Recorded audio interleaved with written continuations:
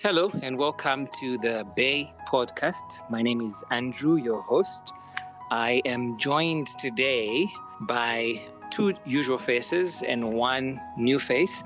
Help us conclude the discussion on the cross. We don't have our co-host today, but we have with us Kateole, and we are joined by Inonge. You will remember the voice from last week, and Mianda. Well, welcome, ladies. I'm excited for this one because I want us to bring the topic we started last week down to a few basics, down to what is personal. There was something there were things that came up as we were talking last week that I'd want us to zero in. I think it was Mianda who was saying the man who was on the cross. I'd want to talk a little more about that, but I want to mention a bias that we're starting from, all of us, and I want to believe that it's all of us. And the bias is that we are all created by God and that we are loved by God. Not all as in just believing people, but like every person on earth is created by God. And I want to imagine that that's a view that everyone on the podcast holds, and created not just by God, but by a loving God. To kick it off, I will first of all invite Inonge. I want you to come on and talk about perhaps a time when your view of the cross influenced a decision you made at some point in your life. Are you able to share something like that with us today? Hi, Andrew. I would say my view of the cross has influenced decisions, or a lot of decisions in my life. One of them would be that I'm not afraid to pray for anything because God gave everything for me. So first of all, if you did that for me, what more can you do for me? So I've also asked him to allow me to show Christ to others, like maybe those who haven't had an opportunity maybe to meet him, that they may meet him through some of the experiences they may have with me. One example I can give, since we're going to get personal, is a time when I don't think I was praying for anything particular, but I think God just wanted to let me know that, hey, I was thinking about you, right? I had gone to visit a friend and then I had come back home. And when immediately I reached home, I had a craving for Popico, that Popico popcorn. And it was so strange that I would crave it. And this was something that never even crossed my mind. So I was like, do I have money to go and buy popcorn? I said, fine, let me just go and buy popcorn. So I moved from home to go to ShopRite, and it's near home. And all the time I was like, am I really going out to buy Popico? Like, am I really going out to buy this thing that I've just wanted now? And I think something happened in ShopRite that even delayed me. And I was like, okay, but why am I even doing this? Is there a reason? So on my way back from there, on my way back home, I came across this man who was asking me, I think he was coming from the hospital, and he was asking me for help. He was asking for anything that I could give him. And I'm like, I don't know if there's anything I can give you, but anyway, let's go home together. Let's go and see what I can do. So I come back home and I ask the people I stay with if they have any extra food, anything they would like to give.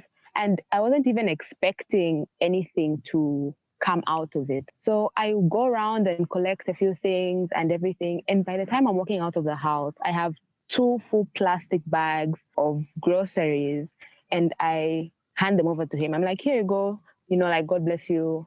Have a good day wherever you're going. And then at that time I paused and I was like, that was so strange that at that particular time I met someone who needed help and I helped them.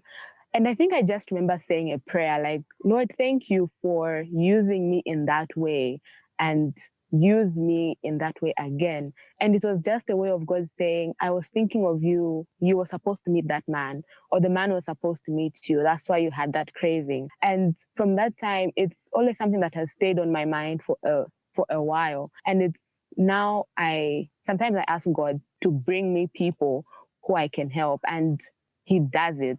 So I think the cross has influenced the way I see people who come to me for help, in that God came down to rescue me. And through that, I am able to extend the grace that he showed me to others.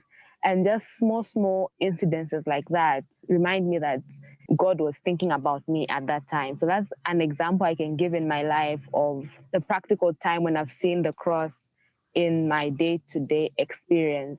Yes, that is what I would say.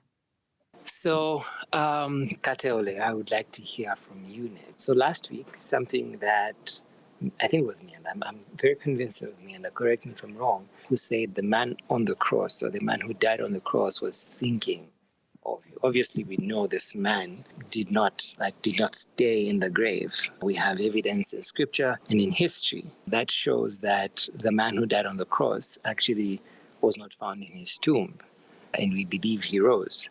So, how has the view or your view of the cross influenced a decision or your response to some event in your life, Kateole? I'll start with a small story, but basically, what I'm going to be talking about just points to the fact that for me, when I realized that God cares about me as an individual, in terms of when I realized that the cross is not a group assignment, it's actually an individual affair between me and God, was the time that my mind was opened up into viewing the cross as something that's relatable to me as Kateole and not just what others have put out there. So I'll give an example of, there are times in my, not a specific example, but just times when I thought growing up in the church and growing up in a Christian family and, surrounded with Christianity, I didn't really have like a quantum leap, towards my belief in God or my view of the cross, where I had like a big testimony, and I'm putting that in quotes. I didn't have a big testimony, and I always used to admire people who gave testimonies in church about how they had been saved and how they had met God and what the cross meant to them, and I couldn't relate. So for a long time, I doubted my own salvation because I didn't have a story to tell. And I would always pray about it and be like, God, how come I don't have a big story to tell like the rest of this? Does it mean I don't have faith enough, or I haven't believed in you enough, or what I thought was my Christian walk has actually been in vain because I don't have a big story to tell? But then I also realized that in all of this, I was also exhibiting some kind of self-righteousness, because what I thought were big stories of people who told testimonies about, for example, how God had delivered them from what I considered big sins like, alcoholism, fornication, and whatnot, I ended up ignoring my own, in quotes again, small sins. So because of that, I lived a life of self-righteousness where I didn't recognize my own shortcomings, because I was always thinking to myself, as long as I'm not there being an alcoholic, I'm not doing any of those big sins, I'm okay with Christ. But then in doing that, I ended up ignoring the negative traits that I had, the sins that I had in my own life, where I didn't even think those were sins. But because we're socialized to think that the things that are public sins are the ones that God delivers people from, I ignored those for a very long time. So the time that I realized that even my so-called small sins, God actually died for those as well, was the time I think my mind opened up, because there are things that I was struggling with as a Christian. You struggle with, self-righteousness, you struggle with judging, you struggle with envy, you struggle with negative thoughts or sinful thoughts that nobody will know about, but those are your own struggles. And the time that I realized that those are also part of the sins that God died for when he came on the cross, was the time that my mind was actually opened up. And when I began to pray about it, obviously I didn't see like a big change right away. But then maybe like a few months, a few years later, I would look back and be like, oh, that negative thing that used to affect my life, that negative trait that I used to have, is no longer there. I think, then I realized God actually worked on that. And that's the time that I came to the conclusion that the cross is actually not a group assignment. It's an individual affair. And Christ came to meet us at our points of need, no matter how small you think your sin is. To Christ, the sin is a sin. So God will come for you. What my struggles are not what Inonge's struggles are not what me and the struggles are. But then God died, Jesus died for all of those sins when he died on the cross. And it's up to us to now meet him at that individual point. It's between you and Jesus. So what others might view as their testimony might be different from what I think is my testimony. So the time that I realized that the cross was an individual affair between me and Jesus was a turning point for me.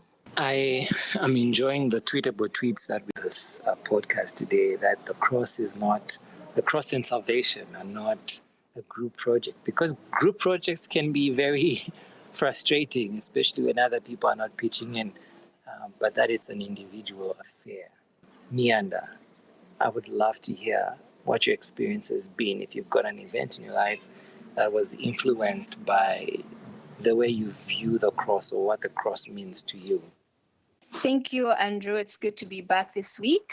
So, last week, I mentioned to say that I was one of those Christians who was waiting for God to reveal himself to me in this very big and glamorous way. But then he's taken his time in dealing with me and showing up in ways that were unexpected or ways that may seem small. So just to be brief and clear, I'm a student. I feel that most of my answers are going to come from that perspective because I want to be as practical as possible.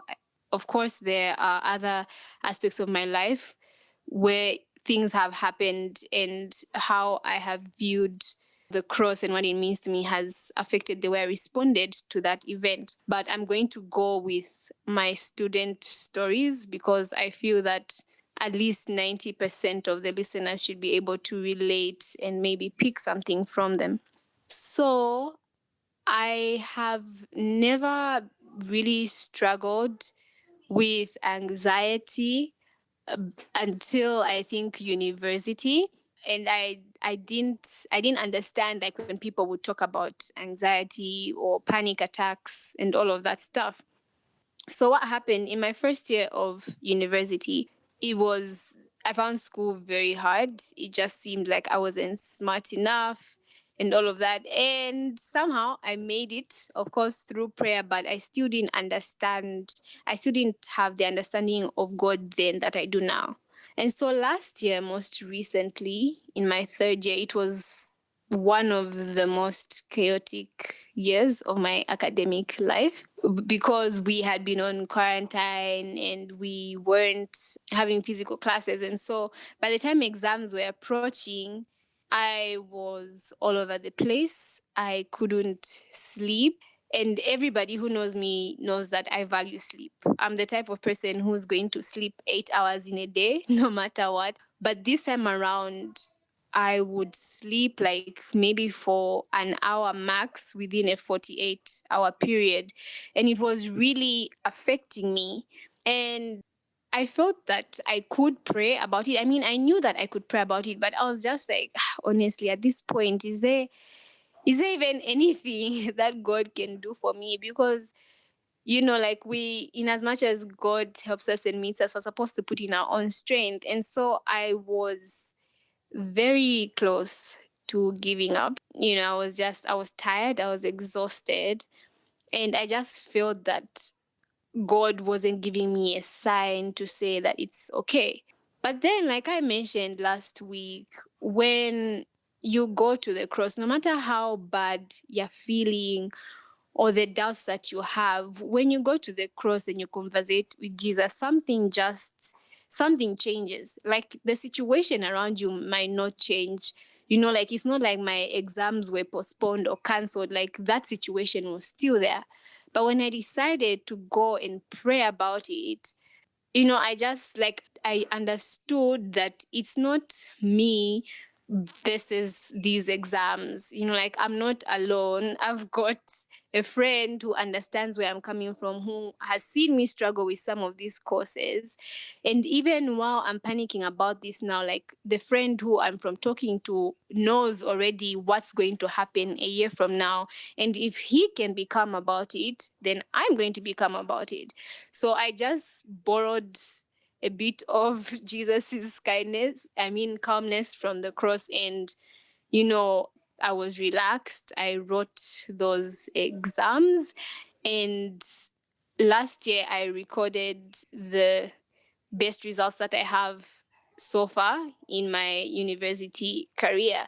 So I think it would have been so easy for me to just not pray about it because I felt that I was at a point where I thought that even if I pray, like nothing is going to change. Like these difficult lecturers will still bring difficult papers. But then when I thought about Jesus and the fact that I can let him into any part of my life, in that the cross crosses all aspects of my life, my spiritual, my social, my academic. With that understanding, it made life easier for me. And my response was the complete opposite of what it would have been had I not understood that I have a friend who cares about this. So in short, I would pick that event because it's the one that's most vivid in my mind and most recent in how conversating with Jesus and being at the cross has helped me respond to a difficult event in my life. Thank you. Thank you for sharing. As you were speaking, I was thinking to myself, how has my understanding of what the cross means impacted or influenced a decision or a response I had? And I was thinking to myself, last week, I think I mentioned that part of the things I do is facilitate therapy. And one of the things that drew me to that field of practice is the fact that I am a fellow struggler in the same area, and I bring to it understanding. So talk about struggles with anxiety, with depression, and even suicidal thoughts. And I'm remembering one particular time. So I've come to many nights when it was the hardest, and I thought I was not going to get through. And I'm not one to check out with a note and leave people an explanation as to why I've gone. So I've come to that night many times before. But this time it was in the day and very recently. And it was a very, very hard, dark day. And it was, believe it or not, it was my reflection on the cross and what God has done for me on the cross that got me through that day. I kept on saying, it's going to be okay. It's going to be okay because it's already done. And that's what got me through that period. Now, the verse we quoted it last week, talked about the cross being foolishness to people who are perishing, right? And I'm wondering if you have had an experience with someone for whom the cross was foolishness and they expressed it to you. Respectfully, if you're able to share with us what that was like, hearing how the cross is foolishness to somebody. Let's start with Inonge, perhaps. I see the expression as the cross being foolishness to others in our how people understand it. And when you look at the cross, it requires you to respond in a certain way. There's God who died for you, and in response, you'd want to obey him because he says, if you love me, you keep my commandments. So earlier this year, I was in a fix and I had to really think about the direction I would take in what I would do. It was regarding Sabbath classes. The lecturer had required us to go to school on Sabbath, and well, I believe in the 7-day Sabbath. So I had to make a decision of whether or not I should go, or like I go for the Sabbath classes, or I keep the Sabbath. And the first time I missed, he gave a quiz, and this quiz was going towards our CA. So for me, I was like, okay, I missed the quiz. I asked for a makeup. He said no. And I go back like, Lord, like I'm doing, like, this is like, you did this for me, right? Like you died for me. Can you at least let him give me a makeup test or let him give me something? And my classmates were even telling me, why don't you just come? Like, why don't you just come? It's just one day. He's going to fail all of us. He's going to fail all of us. And I said, you guys, like, I can't really change anything now. Like, I can't really change anything. So it happened again. And he gave another quiz and I missed it. And I'm like, ish, God, like, oh, like you brought me through school like all this way and you want to leave me here, right? Like you want it to end here. And I missed the quizzes that were there. And this story is still being written, by the way, because I haven't yet crossed over. But for me, that was the point when I saw I did look foolish, right? In not those classes. But it did strengthen my faith that I had in God. I had a certain peace when I didn't go, because the clear conscience and everything. I had a certain peace when I didn't go for those classes. And for me, that's what I would say was the foolishness. And how I responded to that was I had to pray. Like I really had to say, God, this is you, and this is on you, and this is all for you. It's got nothing to do with me, and it's got everything to do with you.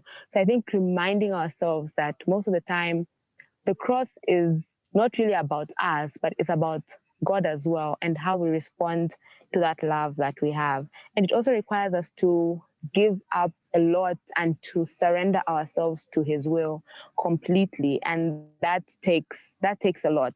It's not easy for you to want to give up some things that may make you look foolish, I would say, but it's something that is required when we come to the cross. So that's how I would say I responded to it. So, and that was the foolishness I saw. Another example, can I give another example? Is not studying on Friday evening. My school was getting hard, and people would tell stories. Oh, I had this girl, my roommate, she was SDA like you.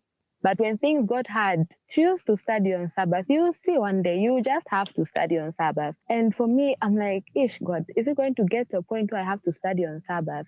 And that was another point where I know that, okay, this may look like it's foolishness to those that may not see me, but in the end, it does play out. And sometimes people do come to the realization that there's something about what the foolishness looks like. There's something in it, and it may get them to start questioning in their minds and asking themselves, so why do you do this like this? It doesn't make sense for you to do this way. And that is a window that I've used before, and that can be used to explain to people why I do certain things and what the cross actually means. Thank you, Inonge. A lot of things are running through my head as you are speaking, and I'm just wishing this was like a 2-hour podcast. Kateole, how about you? So the verse we were quoting is 1 Corinthians 1:18. That says, and I'm paraphrasing, that the message of the cross is foolishness to those who are perishing, but for those who are saved, it is the power of God. Have you had an experience where the message of the cross was foolishness before somebody? Okay, so I was thinking long and hard about this question, and nothing comes to mind in my immediate circle, because in terms of how people relate to the cross, as in Jesus dying on the cross for our sins, I haven't really had a personal encounter with somebody who actually said the message of the cross was foolishness. But then obviously I've come across people, whether via media or via what I read out there, lots and lots of people, atheists or even like fellow Christians, who viewed the cross as foolishness. And mostly because I notice it's the frustration of the state of the world right now, or even just in the recent past, where everything is just out of control because the world is such a sinful place, and things keep getting worse as we go on. And people question, especially as the faith dwindles, or even just atheists question why God allowed sin in the first place. So now the question is, why do Christians idolize this cross so much when God could have avoided this in the first place by dealing with the problem in the beginning? He could have dealt with the problem by just getting rid of the devil. As soon as the devil sinned, he could have gotten rid of him and would have never needed the cross in the first place. People wouldn't have died. People wouldn't have gotten lost. There would be no hell where people have to choose whether they want to go to heaven or go to hell. So many millions of people would be lost because of this one thing where God allows this to go on, and then in promise of the cross in the future, where he's like, I'm going to come and save you. Believe. If you want to be saved, believe in me. If you don't believe in me, then you're lost. That's so unnecessary. Why didn't God just get rid of the devil in the first place? And most of the times, because I'm still growing in my Christian journey, I would be lying if I said I had some eloquent answer that I would think about, like that I would give a person like that. Because even I thought at some point that the message of the cross didn't make sense. I would admit this. But now, obviously, I'm growing in the faith. But at some point, I also thought, was this really necessary for us to get to that point where the cross is even needed? Why didn't God just come up with another way that was less gruesome and that sounded, because to someone who doesn't believe in Christ, the message of the cross really, really sounds ridiculous. And I've always tried to put myself in their shoes, because growing up in a Christian home and growing up in this environment where everybody is Christian, everybody believes what you believe, it's very easy for us to find the cross as just one of those messages that we've grown up with. It sounds very normal to us, very easy to understand and things like that. But to somebody who's not grown up in that environment, it really, really sounds ridiculous. And how would you explain that to them? But then for me, what I've come to understand over the years is, I think the cross, for most people who've encountered it, and even those that have moved from being unbelievers to believers, one thing that they would tell you attracted them to, opening up and, trying to understand what the cross really means is by observing what the cross has done for others, those have genuinely believed in it. And part of what they've observed is the peace that comes with it, that they notice in true believers who walk this, this Christian walk, where they notice this peace, that because the Bible says, there's a saying that goes, the peace that surpasses all understanding. It's something that cannot really be explained eloquently. At least I can't explain it eloquently. But when I see how Christ has worked in other people's lives, it stops being a ridiculous story and it starts being, something that can be applied to my own life just by observing the peace that comes with it when other people experience it. So that has been my experience on that. Thank you. The story that I was sharing earlier of my own experience sounds like foolishness to somebody who does not believe. Because what ended up happening was that as I was in that space, some random person that I don't open up to, somebody that I'm not very close to, messages me and says, "Hey, Andrew, are you okay? Would you like to talk?" I have no way of explaining that. There's not, like, if you ask me now to explain it, I can't. Following that inquiry, I had two other people text me to find out if I was okay. Obviously, I didn't tell any of them. I ended up messaging my therapist friend and saying, well, I just basically laid it out. And by the end of the day, it was a much better day, as in a much better space. And that was a good day. But I would love to hear now from you, Meander, what your experience has been in terms of the cross being foolishness. Have you ever encountered somebody calling the message of the cross foolishness, perhaps? Say that the message of the cross is foolishness, and I guess maybe that's because of Adventists, so we've had the same beliefs for most of the part. But what I will say is that I have experienced the message of the cross being foolishness to somebody, and I'm going to put myself in this equation, because the Bible verse that we're reading says the message of the cross is foolishness to those who are perishing. Now we need to look at what is the message of the cross. So last week we looked at what the cross meant to each one of us, and I think the basic understanding was that it's a place where we are all accepted and we are all loved. Now, in as much as that's what the cross is for, it's also a place that requires us to change certain things of ourselves. That's the message of the cross. It says, "Come or are welcome," but you can't live the same. Jesus will not allow you to live the same, because that defeats the whole purpose of salvation. So when the verse says that it's foolishness to those who are perishing, I think when we look at that word perishing, we can see it's basically people who have made the decision or made the choice to just not be saved. And the Bible uses the word perishing. And when we think of perishing, we think that these people must be suffering. But when you look at it and when you look at life, people who are actually ignoring the message of the cross are seen to be those who are kind of thriving. Life seems to be good.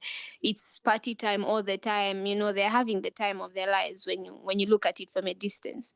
And so I'm going to situation, because there was a time in my life when I understood the message of the cross, but I wasn't ready for it to to mean salvation to me. I was still perishing because I had still decided that I wasn't ready to let God change certain parts of me that I seemed to be enjoying. And so when you look at it like that, you can kind of see that almost each Christian has had a point in their lives when the message of the cross was foolishness to them. And it only stops being foolishness when you decide to let the message change you. Because then we have the second part of the verse that says that, but to us who are saved, it is the power of God. And when we look at the power of God, we see that power to sanctify, to change us, and to make us into new beings. So for the experience of somebody who saw the cross as foolishness, I'm definitely going to insert myself there, because there has been a point in my life when I wasn't ready to receive that message. And because I wasn't ready to receive the message, it didn't seem very smart to me. It seemed like it was just far-fetched and out of this world and just very demanding. But then I got to a point when I was ready for it to work on me and to work in my life. And that's when it became the power of God unto salvation to me personally. Wow. You've brought me to a point that I want to hear from Inonge on. A lot of the things in life depend on faith. A lot of things depend on us believing in something. And Mianda has just brought out an idea that whatever was going on in her life was happening because the message of the cross was changing her. How can one person put their faith in the man on the cross for this message of the cross to begin to bring changes in them? And is this instant change? How long would one have to wait to see the change? What are your thoughts, Inonge? And then I want to hear from Katele after that. Okay. The faith, when you actually come to the cross, is not in how I would say it is that it's not instant, because there's a verse, I want to read this verse, Philippians 3 verse 12 to 14. And it says, not that I have already attained or I am already perfected, but I press on that I may lay hold of that for which Christ Jesus has also laid hold of me. Brethren, I do not count myself to have apprehended, but one thing I do, forgetting those things which are behind and reaching forward to those things which are ahead, I press toward the goal for the prize of the upward call of God in Christ Jesus. So it's a it's a progressive experience. It's a progressive walk and a progressive journey. Faith, as Hebrew tells us, is that it's the substance of things hoped for and the evidence of things not seen. So it's not that you can't see it, but it's substance. Substance is something that you should be able to hold or something. And as Mianda has said, you will look back and see change in your life, and that is the actual substance of the faith.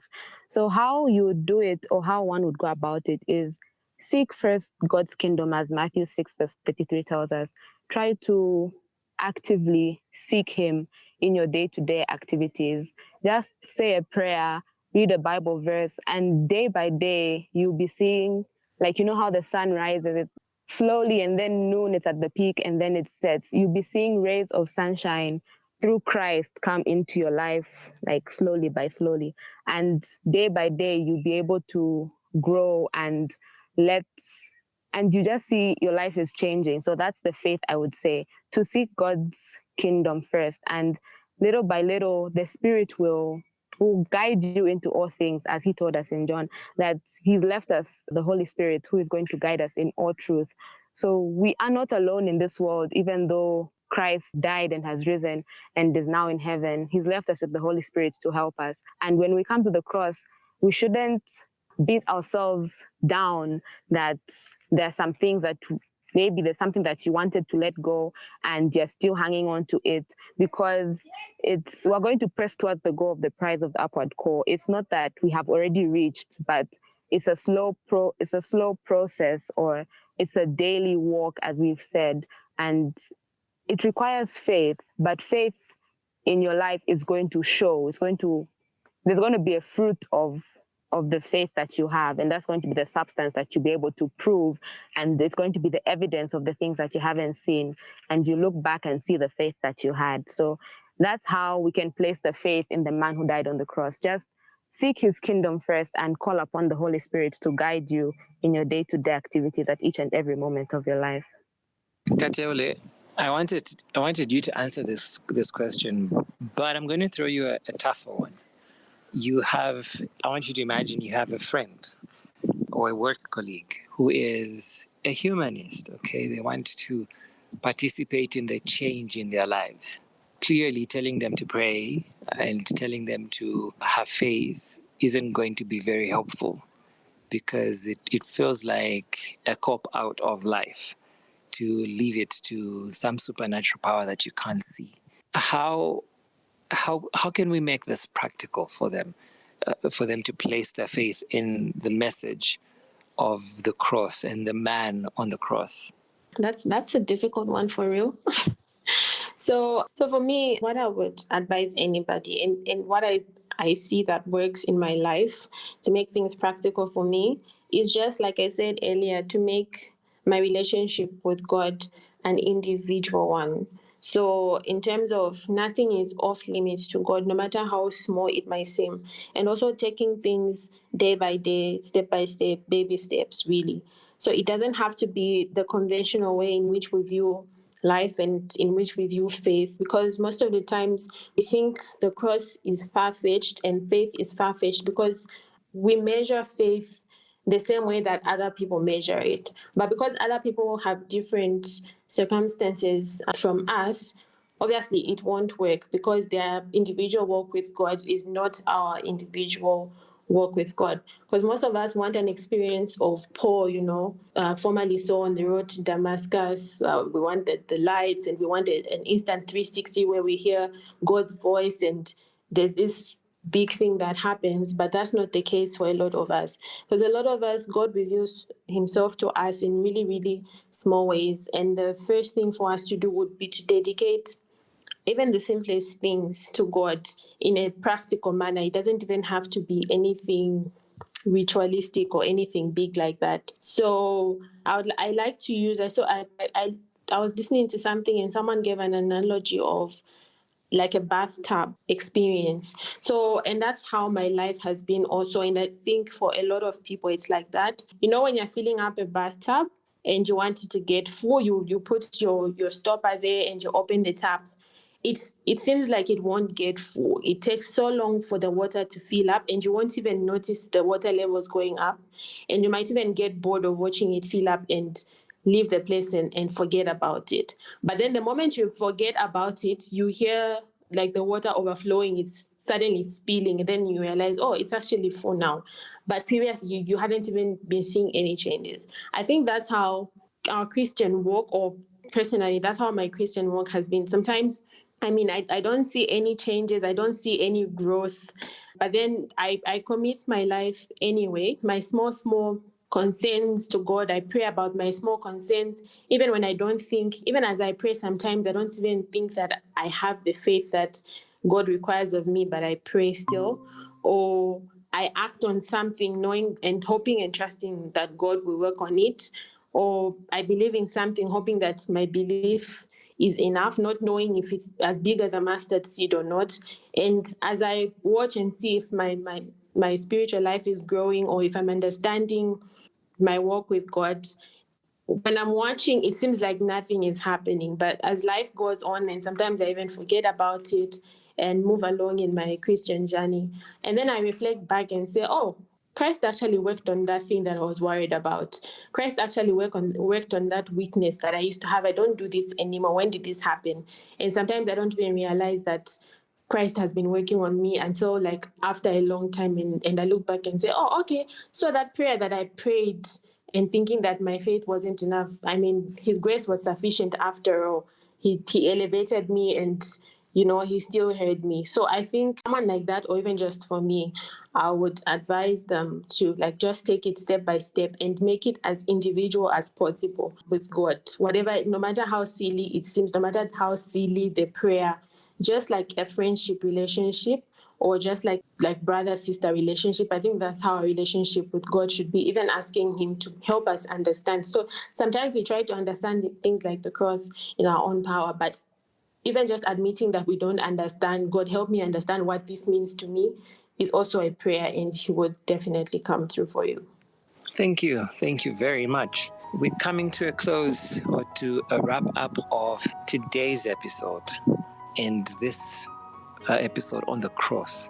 What I would add on to what all of you have said so far on this idea, particularly the last question, is that there are things that are necessary to have in place before you can consider placing your faith in the message of the cross, even the man on the cross. And first of all, it's a humble heart. You come to this idea with a humble heart and sit down without any pride, without any judgment, and just sit down and first of all, be willing to listen. Second thing is to first believe that God is. Because if you don't believe that God is, then you won't even start considering the cross. It will be the wrong place to start considering everything. But first believe that God is, just that he is, that he created. Not from and do it not from a place of pain and hurt. And I know that there's a lot in abundance around us that could be like, okay, if God exists, why is this there? Why is that there? Before you even get to asking all those questions, let's just start from that God is. When you pass through that, we can now, in my opinion, begin to consider some of these weightier issues of the message of the cross and the man on the cross and why he was on the cross. And these things can then begin to transform one's life. I have experienced it myself, and I've shared part of my story. And I'm looking forward to just seeing what people will be coming up, what questions people will be coming up with as we are having this conversation together, and see what else we can pick up from the conversation that people will be having, that we can come and talk about again another time in a conversation like this. But it's been wonderful talking to you ladies. Thank you very, very much for your resourcefulness, for your sharing, your personal stories. Thank you, Kateole. Thank you, Inonge. Thank you, Mianda, for just coming on and sharing with all of us what your experience has been surrounding the idea of the cross. I also want to say thank you to Mazuba, who's not here. He's in love. And Bruce as well. Thank you very, very much for your contributions on this idea of the cross. I'm hoping that everyone just enjoys this conversation and throws around comments that we can pick up on and continue this conversation in later recordings of our podcast. Otherwise, enjoy the rest of this week and have fun. I pray that you will at some point get some word from God that will take you down the road of understanding what the cross truly is. I'd like to ask Mianda to pray for us as we are closing. Let us pray. Our Father who art in heaven, we thank you for making it possible for us to have this conversation and to talk about you and to tell people about our experiences with you. Dear Lord, we ask that this message may reach the hearts and the ears that you want it to. And we pray that you may keep us safe to the next recording. For it's in the name of Jesus Christ we ask for thanksgiving in our hearts. Amen. Amen. And see you all next week. Same time, same location. Have fun and throw us those comments. I'd love to hear what you think, what other things you think we can talk about as we continue having these conversations. Take care. God bless.